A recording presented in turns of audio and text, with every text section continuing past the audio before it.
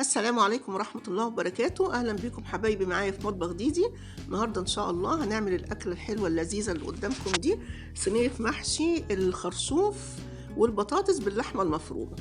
طبعا الخرشوف من الأكلات اللذيذة والمغذية لأولادنا، في نسبة حديد حلوة قوي، ومعاه كمان البطاطس لذيذة وأولادنا بيحبوها، فننتهز وجود الخرشوف في السوق ونعمل الأكلة الحلوة دي. قبل ما ابدا الفيديو بتاعي بفكركم حبايبي باللايك، نعمل لايك للفيديو عشان نوصله لاكبر عدد ممكن، ويلا بينا نبدا الفيديو بتاعنا.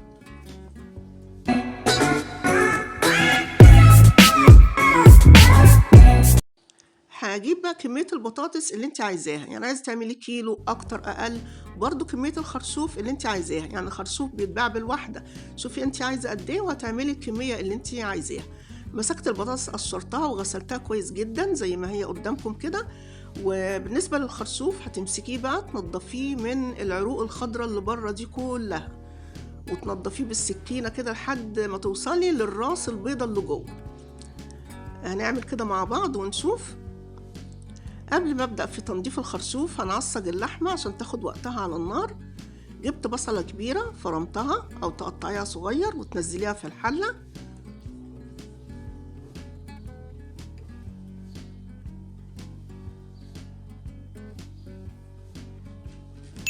وانزل عليها اللحمه المفرومه.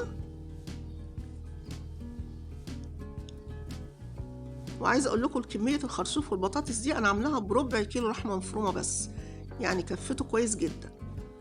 وانا ما بحبش اضيف اي ماده دهنيه تاني مع اللحمه، يعني بقول كفايه الدهون اللي فيها، ما بحط الزيت ولا سمنه. بنزل البصل واللحمه واقلبهم مع بعض واخدهم على النار كده، افضل اقلب فيهم، افكك اللحمه من بعضها عشان ما تستويش وهي مكتله لحد ما تاخد لون السوا.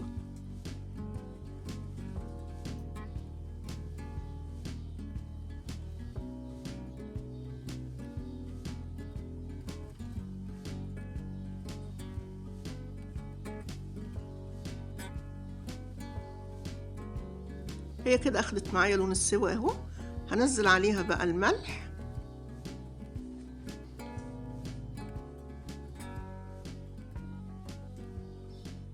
والفلفل وسبع بهارات، عندك بهارات لحمة ممكن تحطي، ملح وفلفل وسبع بهارات. وكمان جايبة طماطم تعصري، يعني تضربيها في الخلاط أو الكبة من غير مية خالص، حوالي كوباية كده وتنزليها عليها. لو عندك معجون طماطم حطي معلقتين كبار، وتقلبيهم كويس جدا مع بعض وتسيبيها على النار لحد ما تستوي وتشرب ميتها اللي فيها. هرجع بقى للخرشوف والبطاطس. همسك البطاطس اقورها، يا اما تقوريها بالمقوره العاديه اللي هي بتقوري بيها الكوسه والبدنجان اللي هي زي دي كده، او بالمقشره اللي قشرتي بيها البطاطس. انا يعني برتاح في المقشره اكتر في تقوير البطاطس، لان لها حروف مشرشره كده بتساعدني في انها تتشال بسرعه.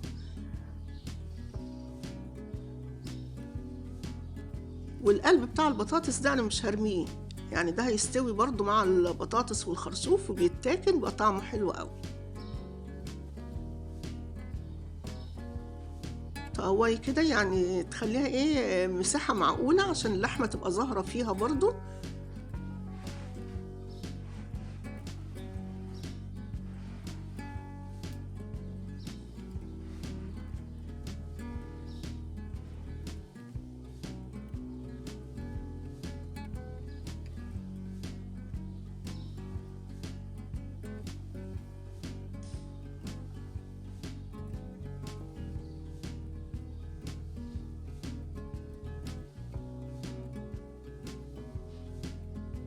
كده حلوة قوي.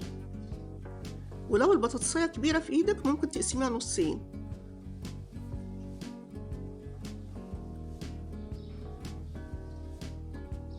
بنفس الطريقة برضو هقور كده.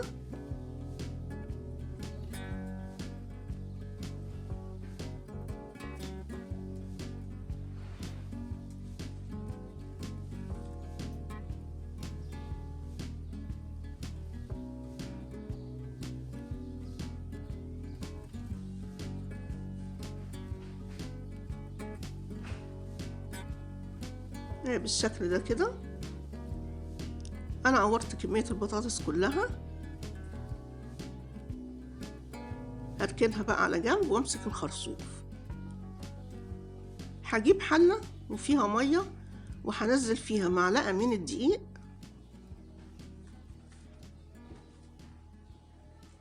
ونص كوباية خل.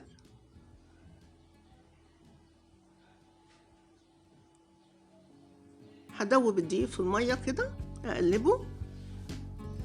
المية دي هنزل فيها الخرصوف بعد ما انضفه عشان ما يسودش، لانك لو نضفتيه وسبتي القلب الابيض ده معرض للهواء الجوي كده هيسود، لونه هيتغير.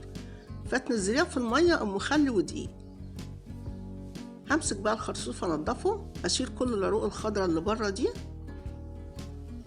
ممكن بايدك او بالسكينة.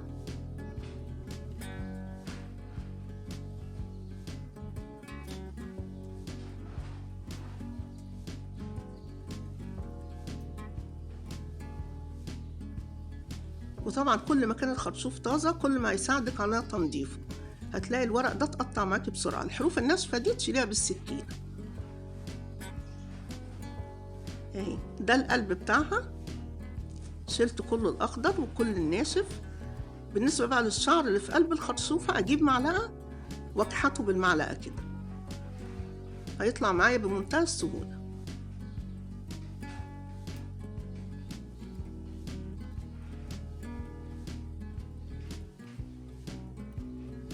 وانا عارفه ان الخرصوف بيسود الايد وانت بتشتغلي، فممكن تلبسي جلوفز، لكن انا شخصيا ما برتاحش في لبسهم، ما بحسش بملمس الحاجه ومش برتاح في لبسهم فمش بلبسه. لكن لو انت حابه تلبسي جلوفز وانت بتشتغلي البسي.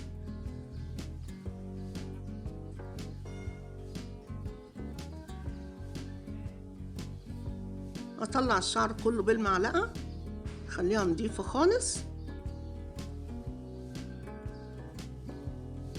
شوفي اسودت بسرعة ازاي، يعني وهي في ايديا بنضف بيها تلاقي لونها اتغير. فعشان كده احنا جهزنا المية دي قدامنا. خلاص كده هي نضفت خالص. لو في حرف ناشف كده اطلعه بالسكينة.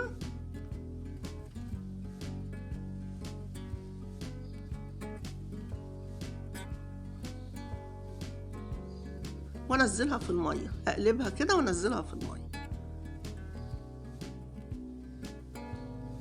هعمل كل كمية الخرصوف بالشكل ده، وهاخدها بنفس المية دي هديها نص سلقة على النار. شوفي لونه رغم انه في المية لكن في بعض قطع اسودت برضه، لكن ده طبعا احسن من انك لو تركتيها في الهواء كده هتلاقيها اسودت خالص. بنفس المية هديها نص سلقة على النار. خلاص انا سلقت الخرصوف بتاعي، اجهز بقى الصينية. ده الخرصوف اهو بعد ما اديته نص سلقة.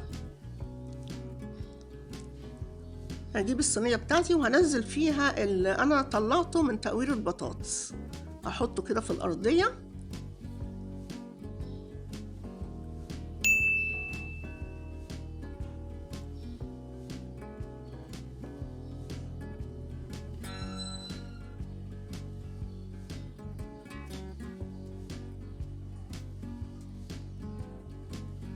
وهبتدي احشي. طبعا اللحمة استوت، هاخد منها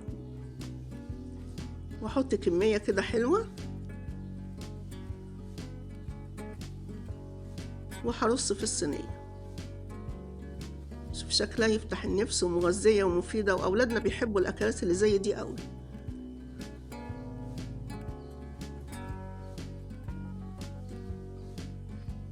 وبرضو وانت بتجيبي البطاطس هاتي الحجم المعقول اللي هو بتاع الحشو ده.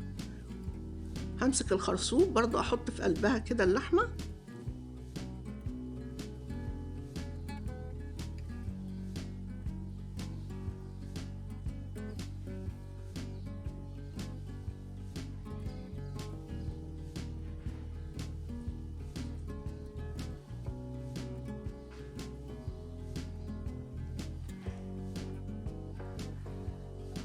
خلاص كده انا خلصت الصينيه بتاعتي وحشيت المقدار كله بطاطس وخرصوف. هجيب بقى كميه من عصير الطماطم، حوالي 3 كوبايات كده عصير، وهنزل عليهم ملح وفلفل، وهنزلهم على البطاطس والخرصوف. طبعا عصير الطماطم ده عليه ملح وفلفل. انزل بقى على البطاطس والخرسوف بالشكل ده.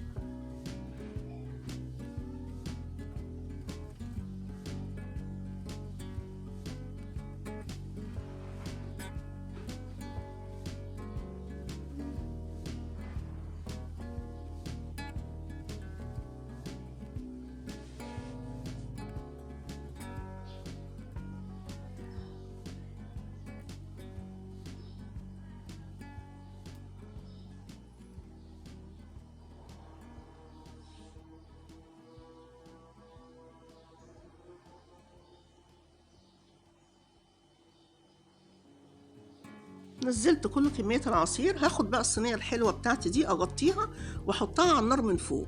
أول ما ألاقيها بدأت في الغليان كده وبدأت تغلي، هنزلها في الفرن واسيبها بقى لحد ما تستوي وتتشمع وتاخد الريحة والطعم الجميل.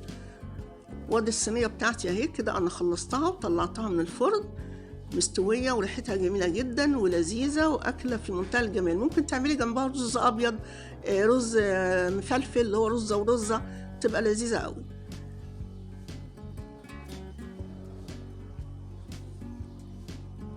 خرشوف اهو، شوفي مستوي ازاي.